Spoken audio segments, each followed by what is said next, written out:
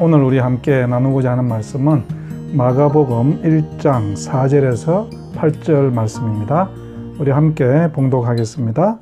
세례 요한이 광야에 이르러 죄 사함을 받게 하는 회개의 세례를 전파하니 온 유대 지방과 예루살렘 사람이 다 나아가 자기 죄를 자복하고 요단강에서 그에게 세례를 받더라. 요한은 낙타털 옷을 입고 허리에 가죽띠를 띠고 메뚜기와 석청을 먹더라. 그가 전파하여 이르되 나보다 능력 많으신 이가 내 뒤에 오시나니 나는 굽혀 그의 신발끈을 풀기도 감당하지 못하겠노라. 나는 너희에게 물로 세례를 베풀거니와 그는 너희에게 성령으로 세례를 베푸시리라. 아멘. 마가복음은 복음서 중에 가장 먼저 써진 책으로서 그래서 그 기록 방식이 아주 간결하게 요약적으로 기록되어 있는 것을 보게 됩니다. 오늘 우리가 읽었던 1장도 예수님이 누구신지 세례 요한이 소개하는 그런 내용인데요. 아주 간략하게 되어 있죠. 먼저 오늘 마가복음 1장은 그 세례 요한이 누군지에 대해서 소개를 합니다. 당시에 세례 요한이 대중적인 영향력이 굉장히 컸기 때문에 그 도대체 세례 요한은 어떤 사람인가? 그래서 이 마가복음의 저자는 세례 요한을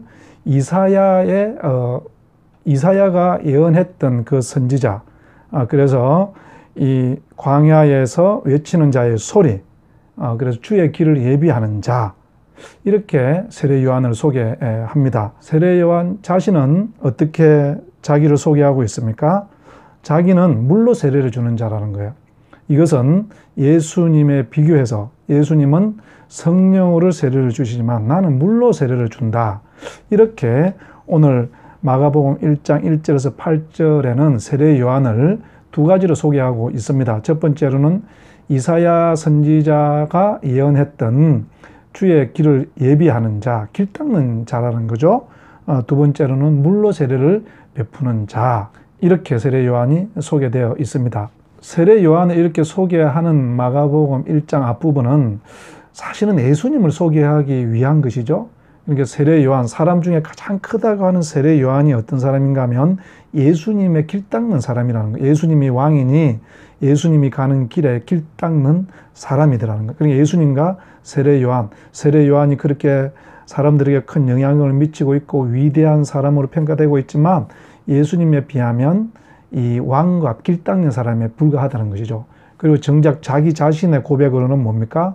예수님은 우리에게 오셔서 성령으로 생명을 주시는 분이지만 자기 자신은 우리에게 그 먼지 먹고 때 좀 묻어 있는 것, 티끌 묻어 있는 것, 이걸 씻어내는 그런 물로 씻어주는 사람이다. 이렇게 자신을 소개함으로써 예수님이 얼마나 위대하신지, 나는 티끌 같은 때를 좀, 먼지를 좀 털어준다 그러면 예수님은 우리 가운데 오셔서 생명을 주시는 분이시라는 것입니다. 여러분, 그렇다면 오늘 본문을 따라서 예수님이 우리에게 성령을 주시는 분, 생명을 주시는 분, 이것은 이제 마가복음 전체가 과연 그것이 무엇인지에 관해서 쭉 설명해 가고 있는 내용이 마가복음이죠. 간단하게 우리가 오늘 살펴본다면 이 세례 요한이 물로 우리를 씻어주고 예수님께서 오셔서 성령을 주셨다는, 성령을 주시는 예수님이라는 것은 먼저는 우리에게 생명을 주신다는 것이죠. 여러분, 세례 요한은 우리에게 와서 회개하게 하고 씻어주지만 우리에게 생명은 주지 못하는 것이에요. 마치 계란으로 보면 무정란과 같은 것입니다. 그런데 예수님은 우리에게 오셔서 생명을 주는 거죠. 계란으로 비교해 보면 이 유정란처럼 우리 가운데서 새로운 생명이 태어날 수 있도록 된다는 것이죠. 사실 여러분, 우리는 하나님을 지원받을 때 영원한 생명으로 지원받았습니다. 그런데 아담에 의해서 죄를 짓고 하나님으로부터 떠나게 되면서 우리는 이 생명이 없어져 버리고 생명이 빼앗겨 버렸죠. 그래서 죽는 것 아니겠습니까? 그래서 사람들의 근본적인 소망, 사람들의 근본적인 문제는 생명이 없어졌다는 거예요. 죽음이 있다는 것이죠.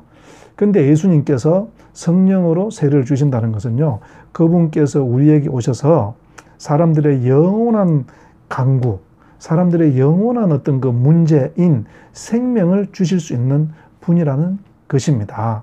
이 생명을 주신다는 것은요, 우리가 예수 그리스도를 믿고 따를 때 천국에 간다 이런 말이기도 하겠지만요, 우리가 예수 그리스도를 믿을 때 이미 이 세상에 살 때 하나님의 생명이 우리 속에 들어온다는 것입니다. 그래서 여러분, 우리가 죽으면 어떻게 돼요? 그 생명이 우리 속에 있기 때문에 우리가 다시 부활을 할 수 있는 거 아니겠습니까? 우리 가운데 하나님의 생명이 없으면 부활이라는 것은 있을 수가 없는 것이죠.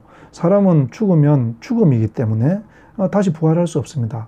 근데 우리가 예수 그리스도를 주로 고백하고 십자가에서 제사함을 받았다고 우리가 고백할 때 예수 그리스도의 그 영이, 하나님의 그 영이 우리 가운데 들어와서 우리의 새 생명으로 거하게 되고요. 우리의 몸은 후패해서 죄값을 치러서 죽게 되겠지만 우리 속에 있는 그 생명은 살아나서 부활하게 되고요. 영생을 살게 되는 것이죠. 사랑하는 성도 여러분, 오늘 마가복음 1장 1절에서 8절은 세례 요한이 위대함도 말하고 있습니다. 세례 요한은 이사야 선지자가 예언했던 그런 정말 최고의 사람이다. 또 우리에게 와서 우리를 회개하고 우리를 가르치는 정말 영향이 있는 사람이었다는 거예요. 그런데 정작 오늘 본문은 그것에 초점이 있는 것이 아니고요. 그 세례 요한이 예수님을 위해서 길 닦는 자밖에 되지 않더라는 거예요. 진짜 왕은 예수님이라는 것이죠. 그러니까 예수님은 우리 가운데 왕으로 오셨다는 것입니다. 그리고 그 왕은 우리에게 오셔서 무엇을 할까요?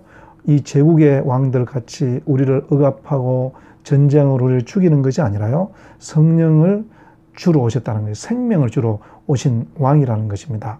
이것이 이 본문의 주제일 수가 있겠습니다. 그래서 요한복음에서 예수님은 뭐라고 자신을 소개합니까? 나는 선한 목자다. 나는 양을 위해서 목숨을 버린다. 이렇게 말하지 않습니까? 여러분, 우리 예수님은요, 우리의 왕이시기 때문에 우리를 위해서 목숨을 내어 놓으셨고요. 그리고 그 목숨을 내어 놓으심으로 해서 우리를 살리신 왕이신 줄로 믿으시기를 우리 주의 이름으로 축복합니다. 기도하시겠습니다. 하나님 아버지, 예수님은 우리의 왕으로 오셔서 우리를 위해서 목숨을 내어 놓으시고 우리에게 그 생명을 주신 분인 줄로 믿습니다. 우리가 지금도 그 예수님을 믿는 것이 우리에게 정말 은혜가 되게 하시고 감사함이 있게 하여 주시옵소서. 예수님 이름으로 기도드렸습니다. 아멘.